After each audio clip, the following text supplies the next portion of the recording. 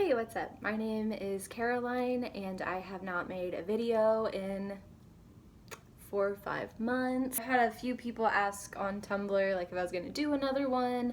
I had a bunch of errands I had to run today, so I'm just kind of like getting ready, and I figured why not? Why not give the people, the probably 2 people that are even active on my Tumblr still, what they want. So here I am. If you haven't noticed, my background might look a little bit different than what it used to, and that is because I bought a house. It was a very daunting process, but it's finally done, and we've been out of our apartment, me and my boyfriend, for about 2 months now, which I am very, very, very thankful for. My apartment for where I live, I feel like, was just extremely overpriced. And on top of that, there was always an issue with my apartment. I had my air conditioning go out 4 different times. I had a pipe burst in my bathroom, which ended up almost damaging my bed because it got so out of hand that it leaked all the way into the middle of my bedroom.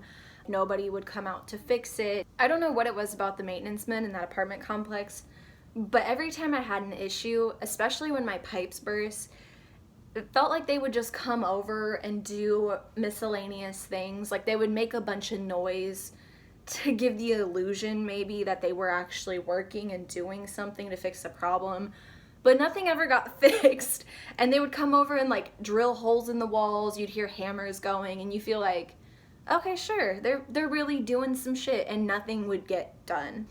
And when my pipes burst, that was really urgent. Like my air conditioning going out, that was a me problem in a way. I mean, it should have been their problem, but not having cold air really sucked.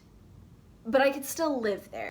It wasn't damaging anything, it was just ruining my life. But when it came to the pipes bursting, it was like, my furniture is gonna get fucked up. The carpet in your apartment and the floor as a whole is gonna get fucked up. There was sitting water in my floor, like my entire apartment reeked of mildew, and no one would come out. And when they did, once again, they would just bang on walls and do whatever the fuck they were doing, and nothing would get fixed.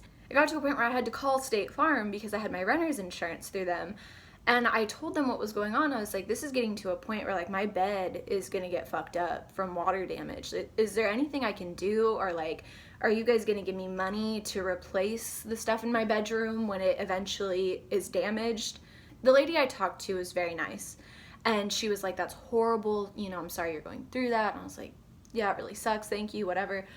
And so she told me that she had to talk to her supervisor and that she'd call me back because she really wasn't sure what the policy was and if I'd be able to move apartments. So I was like, okay, that's fine.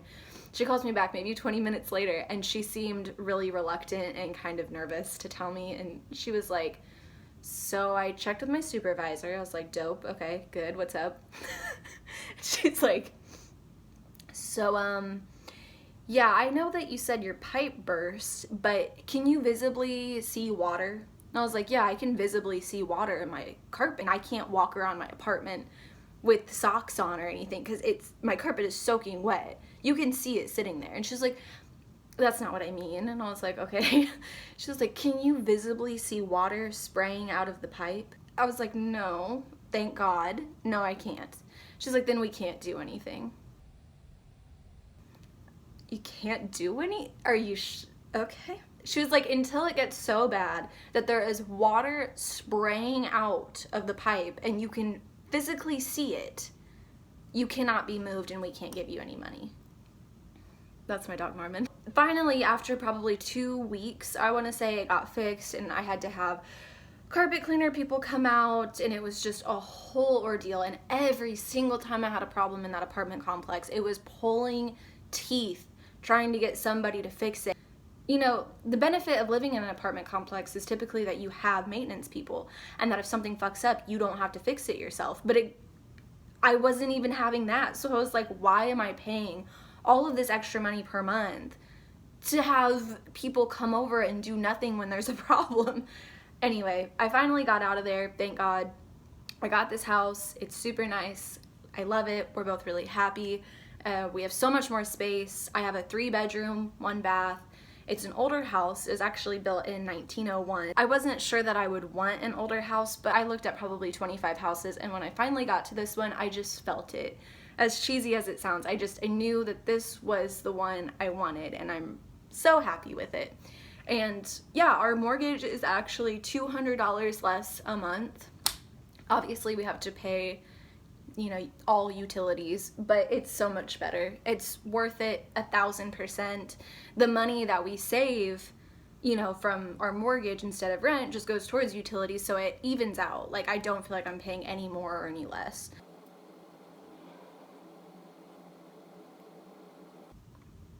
Sorry, I'm gonna be kind of doing my makeup in between this because, like I said, I do have to get ready, so bear with me.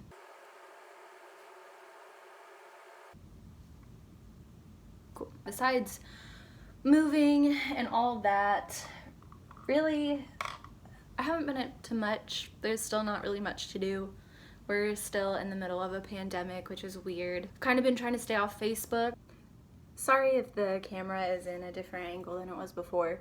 My work called me and I had to answer it. Yeah, I've been trying to stay off Facebook because it's just been really weird and depressing. And I've been losing respect for people that I work with. It's just conspiracy theories and crazy shit, and I don't understand. It's so much for me to wrap my mind around that there is a global pandemic that is affecting every single country right now. We are all trying to figure out how to adjust to it, what we're supposed to do, you know, what the safest way to go about this is, how life is supposed to look right now. Like, everybody is being affected by it. There are so many people on my Facebook that are so small-minded that they think the pandemic has something to do with the United States government trying to control us. And it's mind-boggling. I mean, I cannot grasp the, oh my God, I don't even know how to put this into words. Like, I keep seeing the QAnon people and the right wing, Trump is gonna drain the swamp, there's an elite pedophile ring, the government is eating children, and it's fucking insane. I truly am worried about everyone. I feel like the QAnoners started off as like a bunch of crazy right-wing boomers, and now it's progressing into people my age. It's scary to see. I think it's weird that they claim to be free thinkers instead of conspiracy theorists, but then while simultaneously calling themselves free thinkers, they're also sharing memes as factual information and pretty much sharing anything that goes against the mainstream media and claiming it to be factual without doing any research, without digging any further.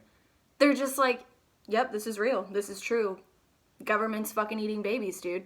Get with it. Lizard people, clones, obviously. Facts. And it's like, okay, okay. It's a lot to digest. I'm not sure I even want to get into it further than that. It overwhelms me. The last thing I'm going to say about this is that I was watching the news the other day, and we have YouTube TV, and so it just kind of has like small news clips and stuff like that in it. There was one that we clicked on, and it was this reporter, and she was having to explain what QAnon is and having to discourage people from believing in it. And I just never thought in my entire life that I would have to hear a news reporter discourage people from believing government is eating children and harvesting their organs. Oh no. That was not something I had ever prepared myself for, I guess. 2020 has brought out the worst in absolutely everything, and I am just really hoping that by the time 2021 gets here, things will be somewhat back to normal. I'm not counting on it at this point, but I'm hopeful. But yeah, besides Facebook and dumbasses, things have been pretty chill. I haven't really been doing much. I've been writing a lot lately. I've been walking my dog. Been trying to keep myself busy with things that make me happy during all of this and just kind of forget how fucked up everything is. I think I've had some really good realizations here lately. in regards to, I don't know, kind of being more comfortable in my own skin. For the longest time, I always felt really insecure about my appearance. And it makes me sad even saying that out loud, but it's true. And I think recently, probably here in the last couple of months, I've had some really good kind of breakthroughs, I guess. And it's been really, really, really nice. I don't know where it came from, but there was something about turning 25 last year. Like, I'm 26 now, but I don't know what it was. I feel like my brain, I mean, obviously your brain fully develops after 25. Maybe that had something to do with it. I'm not sure, but there was something that just started clicking for me. Like, I realized the things I wanted out of life. I realized that I needed to be more assured. Like, I've always been pretty confident in my actions. Like, if I say I'm going to do something, I'm going to do it. But there are still times where I just look at myself and I'm like, oh, I feel like I've always been a very goal-oriented person. And so while that's good because I do get things done, it's also sometimes damaging. It's almost like I punish myself without meaning to. I think, well, I can't be happy until this gets done. And then once this gets done, whatever it is, then I can be happy. And for a really long time, it was losing weight. And I was like, I cannot be happy until I weigh 130 pounds. Period, point blank. And that's fucking stupid, and I know that, but it was a very, very honest feeling. And I've always struggled really bad with, sorry, my phone was about to die. I've always struggled really bad with accepting my body for how it is. Like, even when I was my lowest, even when I weighed 100 pounds, even when I weighed below 100 pounds, like in high school, I still always wished I would have been skinnier. I still always wished that my body would have looked like this, or there was always something that I just wanted to fix or change when it didn't need either of those. It didn't need to be fixed or changed. Like, it was fine. And I look back on those pictures and I was like, God, I looked so cute. I looked so good. Like, what was my problem? And it's the same problem that I have now. And it's like, I had a realization, I think, where it was just kind of like, what's the point of trying so hard to look so good if you still don't like yourself? And that really fucked with me, because I was like, you could weigh 120 pounds again. You could lose this weight. You could dye your hair. You could do, you know, whatever it is that you're wanting to do, whatever it is that you're trying to achieve, and you still wouldn't like it. So what's the point?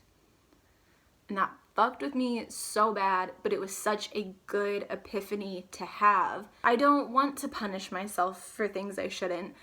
I don't want to hate myself. I don't want to tell myself I don't look good. I don't want to look at my body in disgust. My body has done so much for me. Like, the last thing I should ever be doing is knocking it. And I don't know, as silly as it might seem, I wore a crop top out the other day, and that is just so far out of my comfort zone, because the one thing I hate about myself the absolute most is my stomach. I've always obsessed over, way more than I ever should have. I am hyper aware of what my stomach looks like, and so to wear a crop top in public where people can see me, I never thought I would do that, and I did it. And it felt really good. I would see other girls that were my size and girls that were bigger than me wearing clothes that I wanted to wear, and they looked fucking amazing. And I was like, if they can do it, why can't you? Why are you gatekeeping yourself from something that you want to do? And I was like, I don't know. And so I made it a point to stop doing that, and it has just really, really, really changed things. Like, I don't know, it's nice, and it's refreshing, and it's good, and I really hope that I can just keep that mentality. But besides Facebook drama, personal realizations, growth, buying a house, things have been pretty chill. I kind of have to wrap this up because, like I said, I do have to go run errands, but wanted to hop on here, talk about something, just to kind of give you guys an update. I feel like the majority of people that watch my video are probably from Tumblr, even though there's not that many of you. If you ever have any suggestions of what you want to see, please feel free to comment. Someone wanted me to do a singing video, and I'm sorry, but you don't want that. You think you want that, but you don't want that, so I'm not going to do that. Anything else, though, feel free to send me, and until then, I will see you guys later. I don't know when the next time I'll upload will be, because I never know how I'm going to be feeling on a day-to-day basis, but thanks for watching, and I'll see you next time.